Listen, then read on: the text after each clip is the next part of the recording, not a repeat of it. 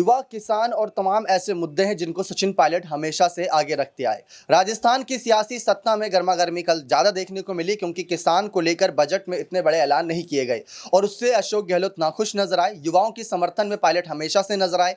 जो भी आंकड़े रखे गए उसमें विपक्ष का यह कहना है कि आंकड़े के झोल में फंसाकर केंद्र सरकार ने सभी को गुमराह किया है, क्योंकि जो पिछली बार आंकड़े रखे गए थे उन आंकड़ों को अभी तक सिद्ध साबित नहीं कर पाए और इस बार जो आंकड़े रखे गए वो भी गुमराह करने वाले और चुनावी आंकड़े हैं। सिर्फ और सिर्फ चुनाव को ध्यान में रखकर ये सभी वर्गों को, जिसमें महिला, बुजुर्ग, युवा और प्लस मिडिल क्लास की अगर उस शख्स की बात कर ले जो 7 लाख तक कमाता है या उससे नीचे कमाता है, उन सभी का ध्यान रखा गया, ऐसा केंद्र सरकार का कहना था।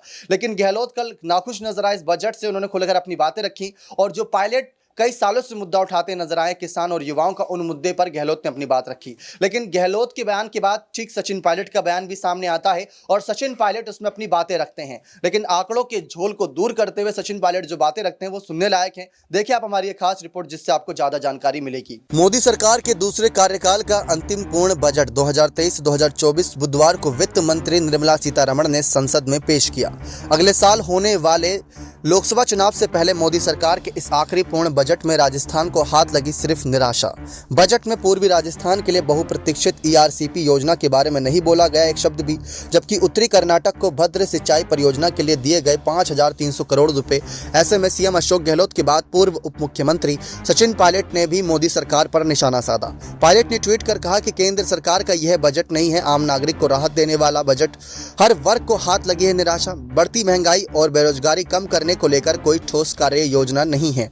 बजट में मनरेगा आवंटन में भी लगभग 33% की कर दी गई है और साथ ही साथ कटौती है। बजट में एमएसपी पर कुछ नहीं बोलना किसानों के साथ है बड़ा छलावा। भाजपा सरकार ने बजट के जरिए अमीरी गरीबी की खाई पाटने के लेकर नहीं की है थोड़ी भी कोशिश। ईआरसीपी को राष्ट्रीय परियोजना घोषित करने की राजस्थान की कई सालों से रही है मांग, उसके भी इस बजट में कर दिया है नजरअंदाज। ये राजस्थान की जनता के साथ है केंद्र का साथ भेदभावपूर्ण रवैया।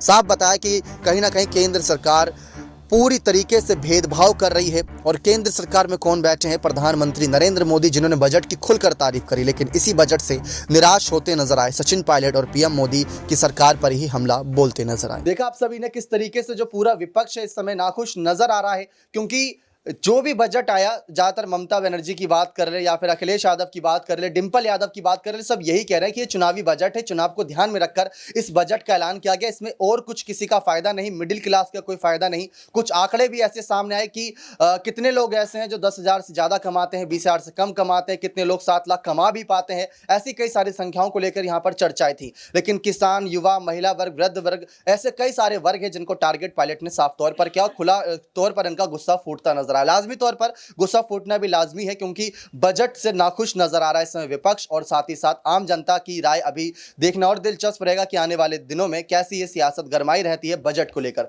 लेकिन केंद्र सरकार की कई लोग तारीफ भी कर रहे हैं और कई लोग इस बात से, इस बजट से इस बार निराश भी नजर आ रहे हैं। देखते हैं राजस्थान की सियासी सत्ता, जो इस बार चुनाव होना है, अगर ये चुनावी बजट है तो क्या इससे बीजेपी को फायदा मिलेगा या इस चुनावी बजट को विपक्ष के खिलाफ ही एक बड़ा हथियार बनाकर गहलोत सरकार दोबारा अपनी सरकार रिपीट करा पाएगी। देखना बेहद ही दिलचस्प रहेगा। बने रहे चैनल के साथ। ऐसी और तमाम जानकारियों के लिए बहुत बहुत धन्यवाद।